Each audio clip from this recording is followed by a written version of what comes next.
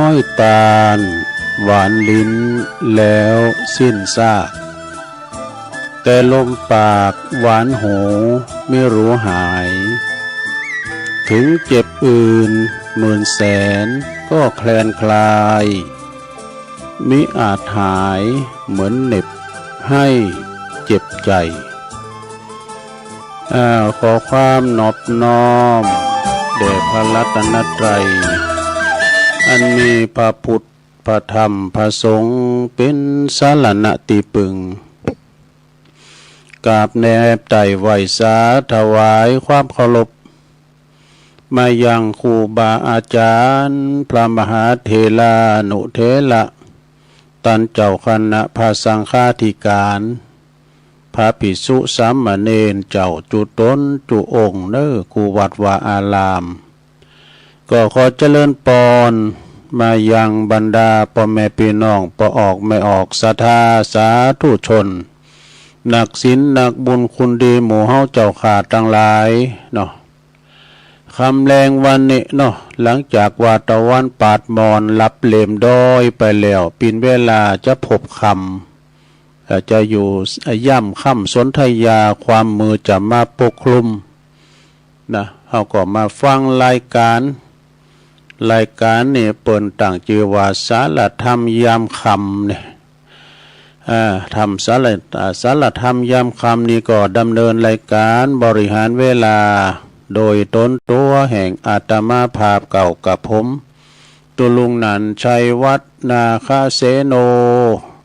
คุณเก่าคุณเดิมคุณเฒ่าก็จากวัดพระธาตุดอยน้อยตำบลดอยหล่ออำเภอดอยหล่อจังหวัดก็เชียงใหม่เหมือนกันนะก็จะมานางอู่นางจ้ามานำเสนอสิ่งละอันพันละน้อยเป็นกูเป็นกีมในยามคำบางพองก็ไปเหยียการทำงานอย่างบะปิกบะปอกเตอบางพองเปิ่นก็กำลังอาบน้ำดำโหบางพองก็ทำหาอาหารหุงสำหรับกับข้าวกินน้ำกันนะเป็นยามพบคำยามแรงเนาะศรัทธาญาติโยมทั้งหลายทำการทำงานมาอิดมาหมอยวันคำนะคุณเขาก็เหมือนนกเหมือนหนูนกหนูนี่ก็แตกตื่นมื้นตาก็บินออกจากโล่งจากล่างไปเสาะกินเสาะวาหาเหยื่อคุณเขาก็ได้ห่อข้าวแล้วก็ไปเสาะวาหาเบหาเงินมาคำมาก็เข้ามาตั้งหอตั้งเฮินนะเหมือนกับนกก็เข้าอันลวงเขาลังกันไปเนาะศรัทธาตามแต่หน้าที่ของไผของแต่ละท่านเนาะธรรมะก็คือหน้าที่ก็คือการงานของเฮานั่นเองเฮาจะไปทำมาหากินอันใดบางพองก็ทำราชการนะเสาติดไปก็ยุดอยู่กับขอบโคบางพองก็เยกการโดยบ่าแห้งนะนำบ่าป้าแห้งรับจ้างอ่างบ่ายไปบกดินสินโตนะมีวันหยุดเนาะวันเสาร์วันติดก็ไปนะอย่างวันก็วิทย์รายได้ไปวันหนึ่ง จากนั้นก็อูดจากันไปต่อไปนี่ก็ขอขอบคุณกันเนอะศรัทธาญาติโยมทั้งหลายสถานีคืนบุญทั้งหลายอันประกอบไปโดยขอบคุณสถานีวิทยุแม่ขจารโมเดิร์นเรดิโอFM 94.50 เมกะเฮิรตซ์เนอของปน้อยสุวรรณแม่อานงพรหมมินอนิเวงป่าเป่าพนเนอข้ามดอยนางเกี่ยวไปหลายปุ่นเนอพี่น้องตั้งเวงป่าเป่าบั่นปุ่นนะตั้งเจียงไฮ้ปุ่นก็ฟังกันหลงหลายแถวแม่สวยก็นะฟังกันไปแม่ซ้ายได้ก่อมถึงเก่า ขอบคุณสถานีวิทยุต่างโซนไต่ก็วัดห้วยตองซักเนอะห้วยตองซักนี่ก็ FM 98.75 เมกะเฮิรตซ์อำเภอจอมทองเขานี่โดยเฉพาะก็ห้วยตองซักนี่เปิ้นจะเปิดตั้งแต่เวลาเนี่ยนะเวลา 6 โมงเป็นต้นไปแล้วขอบคุณสถานีวิทยุของวัดไฟหินด้วยเนออันนี้เป็นคืนใหญ่ FM 104.50 เมกะเฮิรตซ์เวลาว่าเจ้าของรายการเปิ้นมาก็ดีจะได้ก็ดีอาจารย์พระครูสมุวิสุวัฒน์วรกิจโจไปก็จะข่างเสียงตุลุงไปทางในเมืองพองนี่นะแต่ว่าเวลาเปิ้นมาเปิ้นมีเจ้าของรายการเปิ้นเนาะเปิ้นก็จะจัดรายการไปก็อย่าฟังกันไปเปิ้นก็ฟังเฮาก็ฟังเปิ้นเนี่ยตุลุงในซอฟังเปิ้นได้ฟังครูบาอาจารย์เปิ้นมาเรานำเราทำไม่นะเนาะแม้แต่ทิพย์เฮาก็ฟังโมนนะอาจารย์พระครูอภิวัฒนวิกรมอาจารย์พระครูสุเมธธรรมเสวีอาจารย์พระครูกัลยาณปราโมทนะอาจารย์วรรณชัยเขาเนี่ยเปิ้นเอาเทปเก่ามาออกก็โพดก็ฟังก็โมนเด้อฟังรายการบักเก่าก็ปี62 63ก็มีนะก็เอามาลืมใหม่ก็ฟังก็เสียงก็เหมือนสดๆนะเสียงบันทึกจากคอมนี่มันชัดเจนดีเนาะชัดเจนดีฉะนั้นก็ญาติโยมทั้งหลายเนาะหลายชนเผ่าพันธุ์ที่เปิ้นฟังกันนะคุณเมืองก็มีคุณยองคุณไตลือมีหลายเผ่าพันธุ์ที่ฟังกันแล้วแต่ตูลุงนี่มาในนามของอนุรักษ์วรรณกรรมภาษาเด้อภาษานี่คือเป็นภาษาย่องว่ะ ภาษาย่องนี่ก็คือหมายความว่าเป็นอันการอนุรักษ์ภาษาน่ะเนาะสถาญาติโยมทั้งหลายภาษาย่องถ้าย่องบะอู่ละไผจะบะอู่ตุลุงก็เลยเป็นตัวแทนผู้จ๋าภาษาย่องไปนะวันนี้ก็น้อมนำเอาธรรมบรรยายมนุสภะทานังธรรมทานังชินาติการทำบุญหือทำปินต้านชนะการหือทั้งทั้งอื่นทั้งปวงอีกนะเนาะปินธรรมอาจารย์ท่านพระอาจารย์สมเพชรปัญญาโนดูเปิ้นมอบหมายถวายตุลุงตั้งแต่5 พฤษภาคม 64ละนะปินธรรมเลยหยาตุทุก108ปุดดูฟังจือกับปินเดียวอุ้ยมอนกับเพลงเนี่ยผม7 เพลงนี่ทำนะตุจือมันเหมือนกันได้ถ้าปินไทยเป็นว่าทุก108เนี่ยถ้าว่าตั้งในบาลีนะเป็นว่าสังขารกถาสังขารกถานั่นเองเนาะเป็นธรรมเทศนานี่ก็มีข้อธรรมคติธรรมสอนใจนำไปคิดไปใจแล้วก็เขาไปเตะทุกได้ทุกงานเลยนี่นะได้ทุกงานผลสอนสัปปานะทุก108เป็นสัจธรรมในชีวิตของคุณเฮา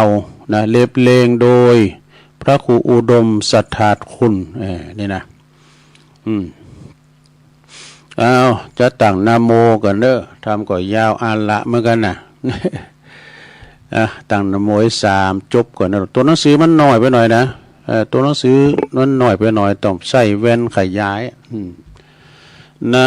โมตัสสะภะคะวะโตอะระหะโตสัมมาสัมพุทธัสสะนะโมตัสสะภะคะวะโตอะระหะโตสัมมาสัมพุทธัสสะนะโมตัสสะภะคะวะโตอะระหะโตสัมมาสัมพุทธัสสะเดี๋ยวกันเด้อณโอกาสบัดนี้เนาะศรัทธาญาติโยมทั้งหลายตุลุงก็จักได้มีพระธรรมเทศนาจักได้แสดงธรรมเรื่องสังขารคาถาพรรณนาธรรมคำสอนขององค์ชินวรสัมมาสัมพุทธเจ้านะบรรดาศรัทธาสาธุชนคนหนุ่มเฒ่ายิ่งใจทั้งหลายได้เกิดความโศกเศร้าสังเวชสลดใจวะนะ ในตัวสังขารร่างกายเนี่ยอันเมธาตุสี่ด้วยธาตุสี่นี่ปิ้นตีหักษาสลายอยู่ทุกคนทุกท่านนะเราต้องประกอบไปโดยธาตุสี่ซะท่าเพื่อว่าปิ้นประโยชน์แก่ตันทั้งหลายตีใดมาโลมบำเพ็ญบุญกุศลฟังเทศฟังธรรมกันณโอกาสบัดนี้เนาะพอสมควรแก่กาลเวลาเจอว่าตันพ่อแม่พี่น้องพอออกศรัทธาพี่น้องตันทั้งหลายแล้วก็ตันผู้มีเกียรติทุกท่านนี่นะตีได้มาฟังอยู่ในขณะนี้ทุกท่านต่างก็ล้วนได้พบได้หันได้ซับประสบพบเจอกับตนเองมาแล้วจนชาชินนะนั่นก็คือความสันลดหดหูใจเมื่อได้หันสรีละลางหรือว่าสรีละสากศพอันล่วงลับไปตีตาล่วงลับตายไปนะซึ่งก็ปรากฏอยู่ต่อหน้าเสมอนะคุณเขาก็เคยหันกันเมื่อว่าทุกทันหันแล้วบางคนก็เกิดน้อมมาใส่ตนนะโอ้บางของก็เฉยหันเปิ้นตายก็เฉยบางคนก็หันแล้วก็ขยาดหวาดกลัวเพราะฉะนั้นตันต่างหลายควรจะนึกกึดถึงน้อมเข้ามาใส่ตัวของเฮานะว่าทุกคนนี่เกิดมาแล้วก็จะต้องตกอยู่ในสภาวะอย่างนี้นะอยู่ในกฎของไตรลักษณ์ก็คืออนิจจังความบ้ามันบ้าเตงแล้วก็ตุกขังความปิ้นตุกอนัตตาก็คือความบ้าใจโตตนนี่อนิจจังตุกขังอนัตตานี่นะเกิดความสังเวชลดจิตเกิดหันเป็นสมถกรรมฐานและก็วิปัสสนากรรมฐานอันอาจเป็นแนวทางให้สงบระงับจากราคะโทสะโมหะราคะโลภะโทสะโมหะนี่เพื่อจะช่วยผ่อนเบาบรรเทาเบาปุงและเบาบางปุงตกในสิ่งต่างๆเนาะลุงใดว่าเพราะว่าลุงใดบ้านหนักก่อนหน่อยเนอะเขาจะปรุงว่างในบ้านหนักก่อนหน่อยเพราะว่ามาปิดเจรณา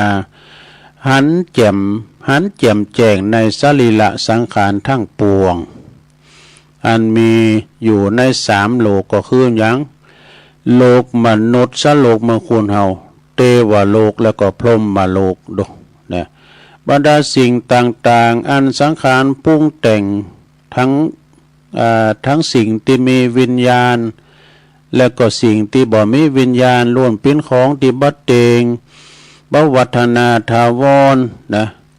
ก็จะมีแต่โยคอนไหวหวั่นไหวแปรปรวนเนี่ยบ่อยู่คงตีเด้อนะมีแต่ว่ากระแสแห่งกองตุกนะจะมีแต่กระแสแห่งกองตุกจะหาสิ่งใดมาเป็นสุขบ่ได้ก็เพราะว่าเป็นของที่ว่าบังคับบ่ได้นั่นเองเพราะว่าบ่ใจตัวบ่ใจตนบ่ใจคนบ่ใจอยู่ในอำนาจบังคับบัญชาของผู้ใดในโลกในนาต่างเมื่อวัดตันสาธุชนทั้งหลายเพ่งพินิจกึดปุงตกอย่างนี้แล้วก็อาจจะแผ่วทางป่าลกชัดอันมือทึบด้วยนะก็คือกิเลสเปรียบเหมือนธุลีแล้วก็วังวนอันสัตว์ทั้งหลายเวียนว่ายตายเกิดอยู่ในห่วงแห่งวัฏสงสารนี่บรรเทาเบาบางลงในเมื่อกิเลสของความโลภความหลงเบาบางลงแล้วความทุกข์โศกโลกแห่งอุปาทานหยุดติดในวัตถุนั้นก็จะยอมผ่อนคลายลงไปพองถ้าพอออกไม่ออกพ่อแม่พี่น้องศรัทธาทั้งหลายยังว่าปรุงใจด้วยปัญญา ดังนี้ได้แล้วนะก็จงพิจารณาโดยว่าข้อธรรมเทศนาอันนี้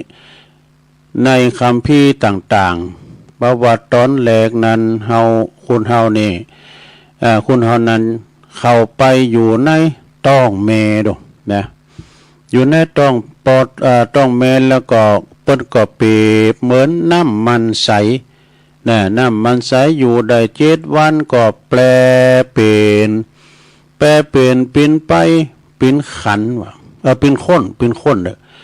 เป็นจากข้นแล้วก็เหมือนกับน้ำล้างเนื้อนะกลายเป็นก้อนเนื้อจากก้อนเนื้อก็กลายเป็น5 สาขาดูเป็น5 สาขาซะนี่ก็คือเป็นมือเป็นเท้าเป็นโหแล้วก็แตกเป็นอินทรีย์หรือว่าอายตนะ6นี่อายตนะ6มีสังปรัมก็มีตามีหูมีจมูกมีลิ้นมีกายมีใจตลอดครบ10 เดินจุนขอดจุนเกิดออกมาแล้วก็จะหันได้ว่าขณะนี้นอนอยู่ในต้องแม่อยู่เนอะนะอยู่ในต้องแม่อยู่นั้นก็หันเพราะว่าหันหน้าเข้าหาสันหลังแม่วินหลังไปได้มันวินหน้าไปทางหลังแม่หมดเลยเหมือนกับลิงนอนวะดูเหมือนกับลิงนอนอยู่ในโพรงไม้ได้รับทุกขเวทนาแสนสาหัสเหมือนกันเด้อส่วนว่าแม่ก็ได้รับทุกข์สาหัสเช่นเดียวกันแม่ก็ได้รับทุกข์เหมือนกันเด้อคุณมาในเตียวโวยผมได้ดูนะเปิ้นมือตักน้ำบันโลด1 คำยังสักอย่างนะนอนก็ยากนอนก็นอนสะแกงนะนอนข่อมก็ได้อย่าเปิกกระดึงนะเหมาะตอกมันใหญ่นอนก็ลำบากกินก็ลำบากนะเปิ้นว่าอดเผ็ดอดเปรี้ยวอดจิ้มอย่าจะยางจะเตี้ยวก็ดีนะก็ต้องระมัดระวังโกผัดตกนะโกผัดตกลุ่ม6 ลุ่มเป็นอันตรายแก่ลูกในต้องตกเมื่ออยู่ในต้องในคันตุกเมื่ออยู่ในต้องในคันตุกของแม่ก็คอยระแวดระวังนะเมื่อยังบ่ได้เกิดเตยก็ตุกอยู่ในเวลาขอดเนาะบ่เกิดก็ตุกอยู่ในเวลาขอดออกมาถ้าว่าบุญมันหนักบุญบ่หลายเนี่ยอาจจะถึงตายก็ได้เนอะสถาเพิ่นว่าอย่างนั้นตุกเพราะเจ็บปวดในเมื่อว่าแม่อาบน้ำ7 ถู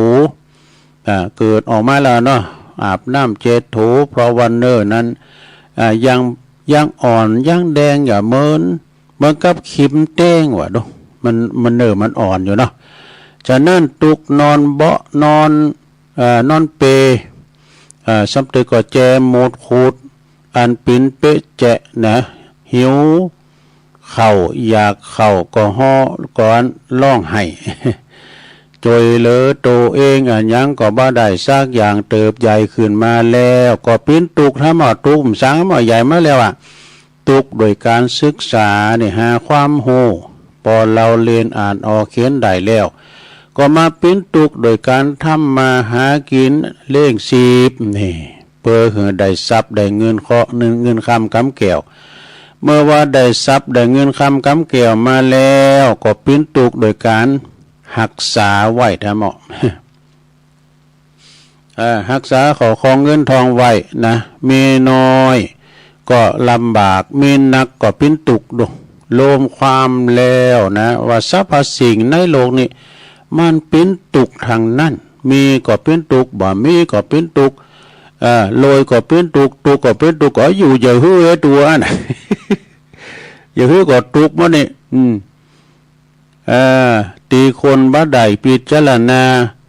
เพราะอวิชชามาปิดบ้างเอาไว้ก็มันก็เป็นสุขอยู่แล้ว อวิชชาเนี่ยความใบบอดมาปิดไว้เนาะพอออกไม่ออกศรัทธาประวัติสาธุชนต่างหลายเปิ้นว่าตานเกยนึกเกยคิดบางไหมว่าในร่างกายของคุณเฮานี่มีอิริยาบถทั้ง4คือนางมึนลำไปก็ปิ้นตุกแต่กันเนาะตัวลูกนางปิ้นชั่วโมง2 ชั่วโมงนะต้องลุกเตี้ยวไว้พองนะลุกเตี้ยวไว้พองขนาด ว่ามันนางปิ้นจมงก่อนเจ็บหลังเจ็บเอวไปเนาะนางเมือนลำไปก็ปิ้นตุกนอนเมือนลำไปก็ปิ้นตุกเนาะเดินเตียวไปเตียวมาเมือนลำไปก็ปิ้นตุกทำแล้วจุกหรือว่ายืนเมือนลำไปก็ปิ้นตุกปวดเมยเสยซาเนี่ยปวดเมยเสยซากินหนักก็อึดอัดมันอืดต้องบ่สบายนะหมอกินหนักลำไปเนี่ยกินหน่อยก็พลอยหิวโหยดูบ่ได้กินก็กะวนกะวายมนุษย์คนเฮานี่มีสมบัติหน่อยก็ปิ้นตุกพอใจมีสมบัติหนักก็ปิ้นตุกก็เบิ่นมาจีมาพ่นบ่มีเลยก็มาปิ้นตุกให้เลยนี่ตุกโดยการรักษาโกทรัพย์สินของเฮาปัดพรากจากเฮาไปเนี่ยปัดพรากโกตายจากทรัพย์สมบัติอย่างอีเป็นต้นโอ้ปึงประวัติตุก108ได้กันเนาะตุกทรัพย์ประวัติตุกมีน้อยก็โกลำบากก็บ่พอกินพอใจนะถ้ามีน้อยก็พอใจนี่ใจศีล พอชีวิตหนึ่งโดยปัจจัย4เนอะจึงจะอยู่เป็นประกาศที่สุขได้นะสุขโดยการว่าสุขเพราะว่าโดยบทบาลีที่มาในธรรมบทว่าสังขาราปรมาทุกขาเนี่ยสังขารทั้งหลายเป็นทุกอย่างยิ่งเนอะใจของคุณเฮานี่สรายาโยมแม่ว่ากายใจจะอยู่เฉยๆเป็นปกติก็บ่ใจว่าจะวางจากทุกเลยทีเดียวใจบางคนบางครั้งนะบางคนบางครั้งก็ยังมีอารมณ์ที่จะเข้าไปที่จะเข้ามาคือทั้งอิทธาลมและอนิถาลมทั้งอารมณ์ที่สอบใจและก็อารมณ์ที่บ่สอบใจนึกถึงความหลังที่ผ่านมามีทั้งคุณหักมีทั้งคุณจังนี่นะเนาะมีทั้งหักทั้งจังเครียดแค้นคัดเครื่องทั้งเศร้าโศกเสียใจมากพองน้อยพองไอ้วะทั้งอดีตและก็ปัจจุบันแต่ทุกทีสำคัญนะแต่ทุกทีสำคัญทุกที่สำคัญคืออย่างคืออาหารนี่อาหารปริโยสัตสักทุกเนี่ยปริโยสักทุก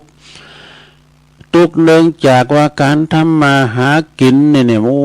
บ่เลิกเพศบ่เลิกไหวคุณจนคุณโลยคุณใบคุณสลาด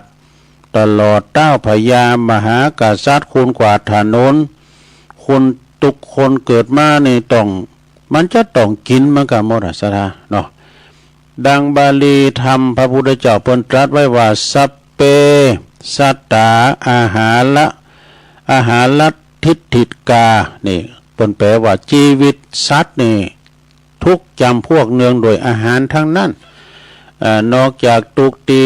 ได้บรรยายมาแล้วนี่นะก็หาได้เพียงเต้าอี้ไม่เนอะยังมีบรมตุกอันใหญ่โลงอันครอบคลุมสัตว์โลกอยู่ทุกรูปทุกนามที่เฮาแล้วก็ทันได้ประสบอยู่ในขณะนี้ปิดตัวว่าตุกเพราะว่าความแก่ตุกเพราะว่าความเจ็บตุกเพราะว่าความตายดูแล้วก็โศกเศร้าเสียใจพิไรลำพันธ์ตุกเจ็บป่วยเพราะว่าตุกเจ็บป่วยทรมานตุกขับอกกับอกกับใจเนี่ยมันก็เป็นตุกเหมือนกันนะตุกได้ปัดพากจากสิ่งของที่เฮาหักเนี่ยผิดหวังสมหวังตุกเพราะได้พบสิ่งกับสิ่งที่เฮาบ่ชอบเช่นคนสัตว์สิ่งของปรารถนาอย่างหนึ่งแต่ก็มาได้ให้อย่างหนึ่งนี่นะอยากเป็นอย่างหนึ่งก็สามารถได้เป็นได้อย่างหนึ่งเอียนะสดาย่อเพราะว่าย่นย่อแล้วนั่นก็คือตุกในขันที่คุณเฮานะตุกในขันที่คุณเฮาเข้าไปยึดว่าเป็นตัวเป็นตนนะเป็นเฮาเป็นเขาอีน่ะแล้วก็ตุกเพราะว่ากรรมวิบากสร้างไว้มาในปางก่อนปางหลังเรียกว่าบุพกรรม นะบุพกรรมสังขารตั้งหลายจะนอกจากปิ้นตุกแล้วยังปิ้นของทนได้ยากด้วยเพราะว่ามันคงถาวรบ้ามันคงถาวรตลอดกาลได้นะเวลาตุกมาสุกก็ไปเวลาสุกเข้ามาตุกก็ไปนะบ่มีนิมิตเครื่องหมายบอกไว้ว่าเวลาว่าเฮาเจ็บปิ่นเย็นอุ่นเฮาจะตายเวลาใดจะตายให้ตายดีเวลาใดเดือนใดปีใดลบหลีกหนีได้น่ะมันก็เป็นไปบ่ได้บ่มีเนาะดังที่ว่าภาษาลีบุตรนี่ภาษาลีบุตรนี่เป็นอัครสาวกของพระพุทธเจ้าผู้เป็นอัครสาวกของพระสัมมาสัมพุทธเจ้าได้ตรัสแสดงแก่นางวิสาขาเนาะโดยเป็นภาษาบาลีว่าอนิมิตตะมัญญานังมัญจานะทิฏฐะชีวิตังเป็นบาลีนะ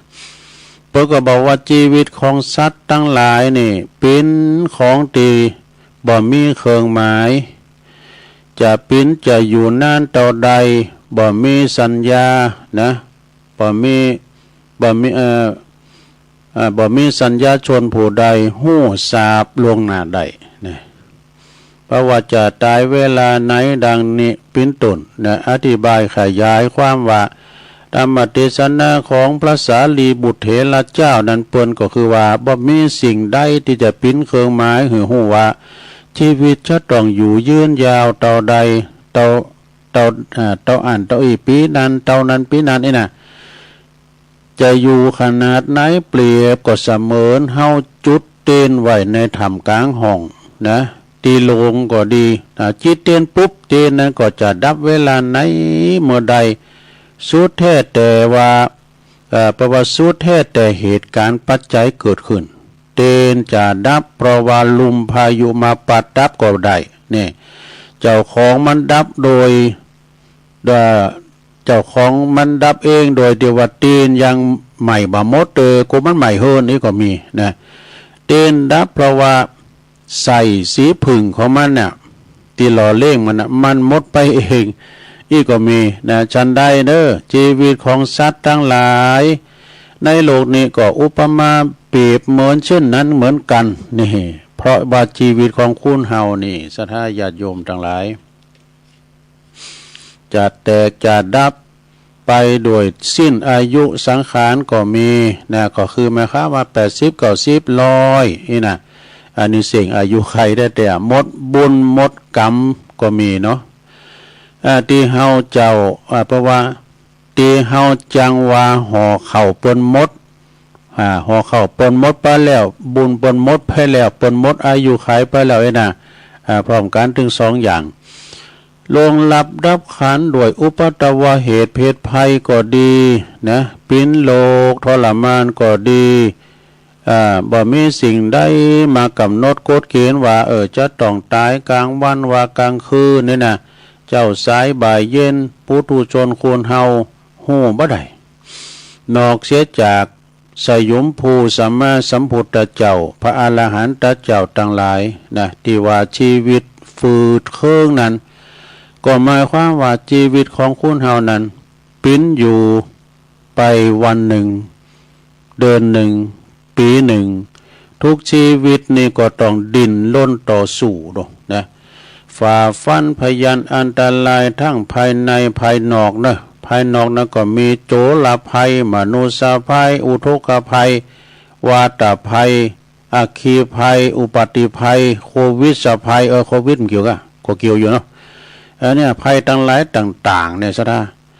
กรรมเพราะว่ากับภายในนั้นมีอย่างโรคภัยพยาธิภัยโรคประจำอิริยาบถยืนเดินนั่งนอนนี่ปวดเอวปวดหลังโรคหิวโหยกะวนกะวายกะหายลำเขียนใจนี่โรคประจำตัวอยู่มีอยู่เป็นประจำอันนี้แหละคือเป็นของที่ฝืดเครื่องแต่นะกรรมว่าชีวิตเป็นของน้อยนั่นก็หมายความว่า ชีวิตของสัตว์ที่อุบัติขึ้นมาบ่ว่าจะเป็นมนุษย์เป็นคนที่มั่งมีเป็นเศรษฐีเป็นยาจกเป็นคนยากจนเขียนใจเป็นคนโง่คนฉลาดนี่นะก็จะมีชีวิตอยู่ยืนยาวชั่วฟ้าดินสลายนั่นก็เป็นไปบ่ได้ศรัทธาญาติโยมทั้งหลายฝืนกฎธรรมชาติจะสังเกตว่ามนุษย์คนเฮาเนี่ยนะปัจจุบันนี้ก็จะมีอายุนักที่สุดก็70 ปี80 ปีเนี่ยก็ยังมีน้อยอยู่นะยิ่ง100นี่ก็100 ปีนี่ก็หาได้ยากเหมือนกันเนาะรูปกายก็เหมือนบ้านเฮือนเฮาเนี่ยรูปกายของเฮาเนี่ยเหมือนบ้านเหมือนเฮือนเฮาเมื่อว่าเฮือนมันเก่ามันผุพังไปก็สร้างขึ้นมาใหม่นะเมื่อว่าตันสาธุชนกึดด้วยสติปัญญาอย่างนี้ก็จะบรรเทาเบาคลายความโศกเศร้าเสียใจลุงได้เนาะเมื่อว่าประสบหันความอาการล้มหายตายจากของคนอื่นแล้วก็แม่แต่ว่าตระกูลวงศาคณาญาติบริวารญาติมิตรของเฮาก็ดีการปรุงตกในสัจธรรมเปิ้นว่าคืออุลโตวัตจังชินนังหิตวาขจังชติสันตะนังอันนี้เป็นบาลีนะลงเด้อก็เป็นแปลความว่าวางแปลว่าความว่างยอมจะยอมละขาบเนาของตนไว้บ่อาลัยใหญ่ดีชันใดเอวังสลิเลนิโพเคเป็นเตนี่บาลีนะกาละกะเตสตินี่บาลีบทนะเป็นว่าร่างกายของคุณเฮานี่ก็เหมือนกันฉันนั่นเด้อนะเมื่อร่างกายใจบ่ได้ชีวิตก็ทิ้งไปปฏิสนธิในภพใหม่เนาะคือตามสภาวะความจริงดังนี้ความทุกข์ก็จะผ่อนคลายเบาคลายลงชีวิตเป็นของติบัติเตงความตายนี่เป็นของเตงแต่แน่นอนนะแล้วก็จะบ่ได้ประมาทกันเด้อบ่ได้ประมาทมัวเมาเพราะว่าจะเป็นหนุ่มจะเป็นสาวมัวเมาในชีวิตเพิ่นก็บอกว่าเฮายังหนุ่มอยู่ยังสาวอยู่ไปวัดง่ายได้แล้วมันตายง่ายด้วยอันนี้ประมาทในวัยนะบ่เนาะบ่เฒ่าบ่แก่เตยนะความจริงเฮาตายไปทุกวันทุกคืนทุกเวลานาทีหนังหย่อนยานนะเนื้อหนังหย่อนยานเขี้ยวฟันหลุดหล่อนไปตาก็โมก็ฟังหูก็ตึงผมก็ดำครับผมที่ดำครับกับเป็นสีขาวอันนี้แหละนะเป็นลักษณะที่บอกคือหูว่ามันตายไปทีละอย่างเนอะนะผมดำแล้วก็ขาวเนาะจะเป็นเพศทีนางงามจักรวาลก็ตามก็หลีกพ้นบ่ได้ภายในตัวของเฮานี่เต็มไปด้วยของโสโครกเนอะของเนาของเหม็นปวารโลกนิทังก็แปลว่าลังแห่งโลกต่างหลายเนี่ยหน้าเบื่อหน่ายกายชังนะตาสองจั่นฟันสองหนคนสามขานี่แหละคือสังขารแหละเด้อความสุขสันแปลว่าความสุขสันสรรเสริญลาภยศเนี่ยมันบ่เตียงมันเนินนานะมนุษย์ลุ่มฟ้าโลกลาโลกามีแก่ศาลาตีคาเตียงมันพ่อแม่ศรัทธาสาธุชนเมื่อบ่ได้ฟังธรรมอันเป็นสัจธรรมเช่นนี้แล้วก็พึงรีบสร้างบุญกุศลรักษาศีลเจริญเมตตาภาวนากันไปเข้าวัดฟังธรรมบางโอกาสอย่าประมาทมัวเมานะบุญกุศลปัจจัยสำเภาดำนำไปสู่ความสุขความเจริญในภพนี้แล้วก็ภพหน้ามีพระนิพพานเป็นยอดปรารถนาใต้ที่สุดนี่เนอะ ใต้ที่สุดนี่ก็ขอบุญกุศลอันไพศาลนี่จุงมีแก่เจ้าภาพและก็ศรัทธาญาติโยมทั้งหลายที่ได้สดับรับฟังในธรรมเทศนาเรื่องทุก108วันนี้แสดงพระธรรมเทศนามาก็พอสมควรแก่กาลเวลาก็ขอสมมุติยุติลุงปุงไหวเปล่งเต่าอีเอวังก็มีด้วยปกาละชนีสาธุสาธุสาธุจบลงไปซะนะทำเรื่องทุก108สังขารละกถาโดยเมตตาธรรมอาจารย์สมเพชรปัญญาโนวัดป่าไผ่บ่อทองโดยสะเก็ดได้ถวายมาเนาะก็เอามาแสดงให้ศรัทธาได้ฟังกันเด้อนะก็ฟังจบลงไปเอาเนียมกรรมก็เตียนจบอยู่ก็เห็นเนาะศรัทธาอันพินสังก็เป็นคติธรรมนะคติธรรมมันก็นะมันเป็นนั่นเป็นเรื่องยอยักษ์เนี่ยมันเป็นยามหรือยอยักษ์ยังก็เดี๋ยวเป็นตัวจอยยอยักษ์นี่นะศรัทธาลองฟังก่อนเด้อเดี๋ยวลองฟังก่อนแล้วก็เดี๋ยวก็มาอู่กันกรรมนะศรัทธาญาติโยมยอยักษ์ยอยืดหยุ่นนี่กะยอยืนยันนี่กะมี7ยอยักษ์ด้วยกันเด้อยอที่1ยิ้มแย้มยอที่2ยืดหยุ่นยอที่3หยิบยื่นยอที่4ยินยอมนี่ยอที่5ยกย่องยอที่6ยืนยันยอที่7ยืนหยัดยอที่8ยับเยินผมใจยอที่8ไม่ตึกเย็ดนะตึกเย็ดนะหลวงนะเพื่อจะอธิบายไว้นะยอที่1ยิ้มแย้มคุณเฮาในเกิดมาแล้วนะต้องมีการยิ้มแย้มแจ่มใสจะไปหน้ากึกมึกไว้อย่างโง่สุกแผ่มเข้าไก่เนาะยิ้มแย้มนี่ก็คือว่าทำให้จิตใจให้เฮาสบายใบหน้ายิ้มแย้มแจ่มใสอยู่เสมอคุณเฮาเนี่ยมีการร้อยยิ้มนะปากเนี่ยเปิ้นหือไว้ปากไปกินแล้วก็ไว้ยิ้มนะเนาะยิ้มแย้มแจ่มใสนะคุณเฮาเนี่ยการถ้าว่าไผเนาะเป็นอคติต่อเฮาเราหน้าจ้าขวัญเป็นนี่เป็นนี่เฮาไอ้นะการเฮาไปไหนเฮาหันไกลก็ดีไกลก็ดียิ้มใช่มั้ยเด้อนะมันยิ้มใส่กูเฮ้ยน่ะมันลดความดันเนาะลดความนั่นไปใจร้ายยิ้มเด้อนะสูง100ยิ้มไปนะลงเด้อตัวลุงยิ้มบ่งามตัวลุงยิ้มไปเรื่อยๆนะยิ้มแย้มอยู่เสมอ2ยืดหยุ่นเด้อนะยืดหยุ่นก็คือความหันอกหันใจผ่อนสั่นผ่อนยาวยืดหยุ่นหากันเด้ออย่างว่าเปิ้นยืมสตางค์เฮาไปแล้วก็ก้อยอู่ก้อยจ๋ากันเด้อเอามาของอีมันยืดหยุ่นก็ได้ด้วยเนาะข้อที่3นะข้อที่3นี่ยิบยืนนะยิบยืนนี่คือไม่ตระหนี่เฟ้อเพ้อแผ่นะลูกนะจะไปตระหนี่แปลว่าขีดจินะขีดจิมัธยัสถ์นะมันขีดจิมีเงิน10เงิน20ไปตัวเปิ้นกินนั่งเปิ้นไหวหังโตเนี่ยคุณขบอยากเนอะกินนั่งเปิ้นไหวหังโตทำกำเปิ้นเอามาโตยแล้วเนาะมันต้องอย่างว่าเปิ้นมีรถเฮามีรถไปตัวกันเฮาปิ้นน้ำมันกับเปิ้นปิ้นรถอ่ะเนาะแม่นก่อนนี้ตุลุงเนาะกันไปหันมานี่นะกันมันปิ้นอย่างนึงนะมันเวลาเปิ้นโรยได้ก็ยังหืออยู่นะ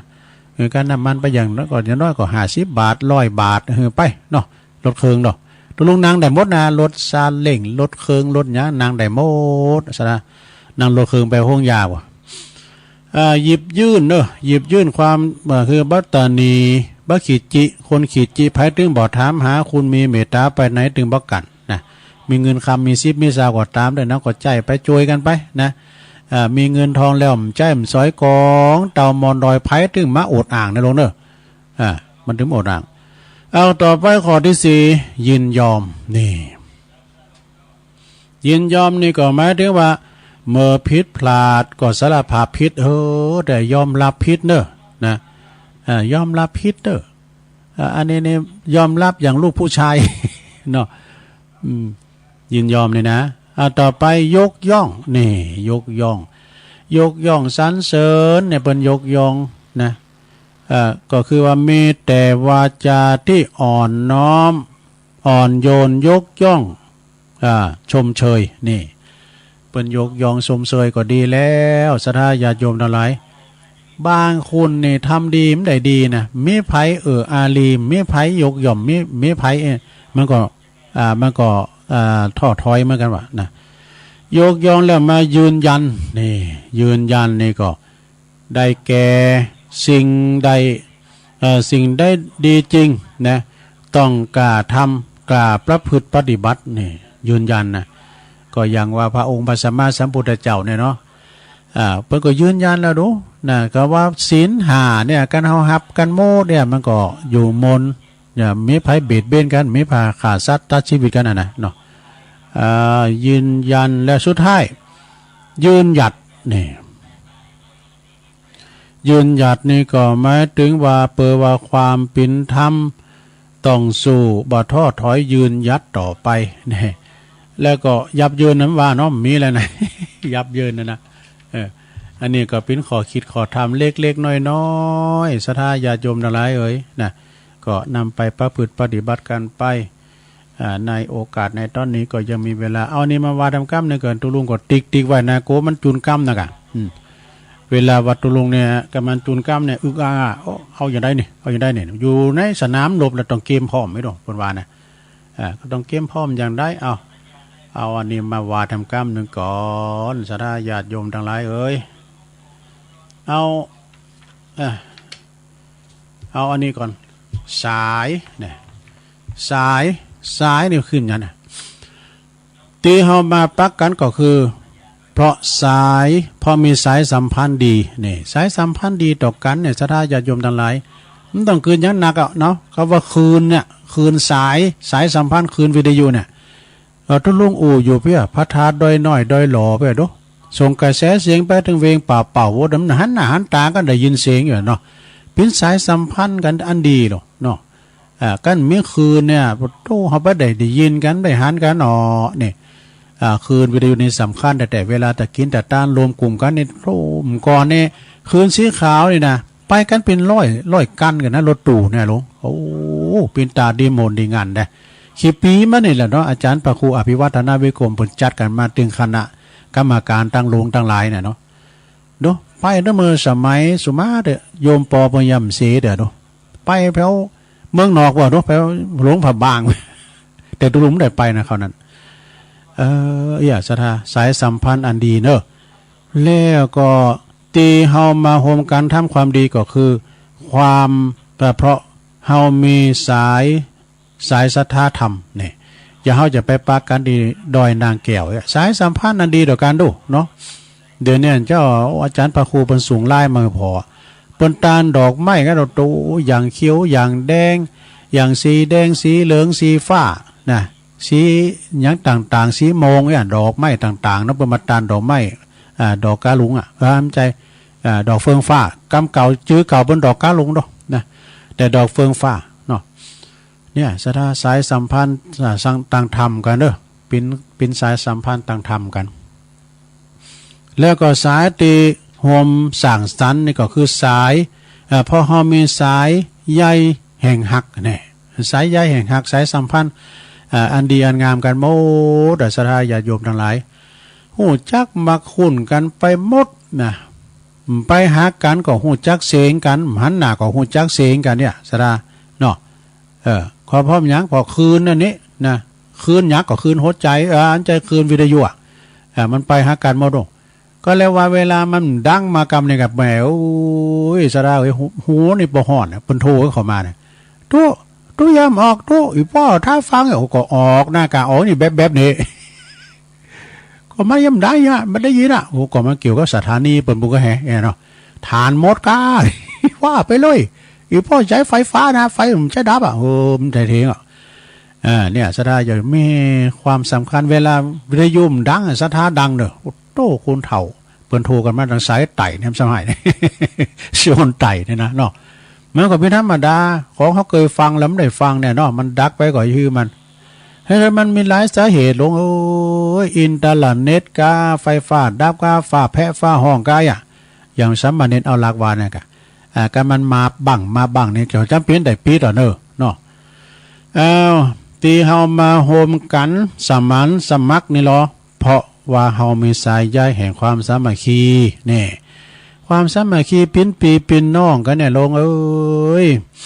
เนี่ยเพราะว่าหมาเข้าไว้ลายเมืองไปตันใดก็เปิ้นหูจักอีกเนาะการเฮาเปิ้นหูจักเฮามีเจ้าหมูเจ้าฝูงตามบ้านต่างจ้องเฮาไปหั่นฝากเนื้อฝากตัวไผดื่มเตียวดอก ฝากเนื้อฝากตัวนะอย่างท่านมหาสมชาติเนี่ยเปิ้นไปนอนตามป่าเหี่ยวมันจะดึกๆไปก่อนเหนียวเว้ยนอนมันใจนะต้องเปิ้นต้องไปแจงปอหลวงบ้านกันนะซะนะอันนี้มันมีแต่ไทยแล้วมันมีแต่มื้นแล้วมีแต่ไทยแล้วเราไปบอกแล้วปอหลวงเปิ้นหุ้มหันด้วยนะเวลาเกิดเรื่องแย่งขึ้นมาน่ะซะนะเนาะต้องไปแจงบอกก่อนนี่เนี่ยสายแห่งความสามัคคีฮักกันเหมือนปีดีกันเหมือนน้องปองดองกันเสมือนหยาดเน้อฮักกันแปลงกันแล้วก็สายตีสวยๆคือสายลุงเนี่ยสายลุงนี่ก็คือพี่หุ้งนะครับก่อนนี่คุณเถ่ามันจางจุ้ละอ่อนแล้วอ่อนก่อนก็เจอคุณเถ่านะการหันสายพี่หุ้งเนี่ยนะสายลุงเนี่ยอันที่มันเป็นแสงนะไปจี้เนี่ยจี้ในมือปุ๊ดนะปุ๊ดเอามือเสืองจะบ่อยละหรอถูกโกนะแล้วคุณเถ่ามันจางจุ้นะปุ๊ดตู้กันว่าไผไปหันมันกินน้ำลุงกินน้ำที่ไหนนะมันจะมีน้ำบวยเงินน้ำบวยคำคันทำไปหันใส่มันเอ็กซ์ใส่นะมันเฝ้าขึ้นไปเมืองฟ้าบุญมันจันละอันน้ำบวยว่านะโอ้เขาก็รวยนะคุณเต่าว่าจู้คุณอ่ะครับว่ามันมีน้ำบวยเงินน้ำบวยคำพี่หุ้งเลยนะแล้วก็มาจู้ห้ามการว่าโอ้โถคือฮอนมันกินซาที่นั้นลุงนั้นคำมันเอาไปสวาบหายแห้งไปวาเพราะว่าอีโนเหมือนเต้มันลุงกินนะพี่หุ้งมันลุงกินน้ำเดือนซาของโบราณคำนะปุโรสาบแห้งไปวาบมันเหมือนเต้คุณเถ่านี้มาจุกันเลยเนาะไก่ไก่เนี่ยไปกินเนิ่มละเยอะไปกินน้ำถือมันงามเลยบ่ะ